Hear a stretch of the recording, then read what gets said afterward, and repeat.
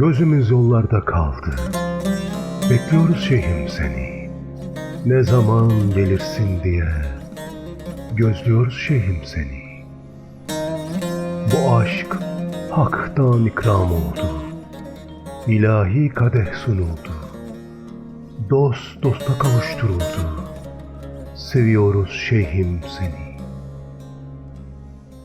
Muhabbet bir nasip işi. Bilemez onu her kişi. Yanar durur aşık kişi. Özlüyoruz şeyhim seni. Gönül bir kuş çırpınıyor. Akıl fikir kaçışıyor. Gözlerimiz yaşarıyor.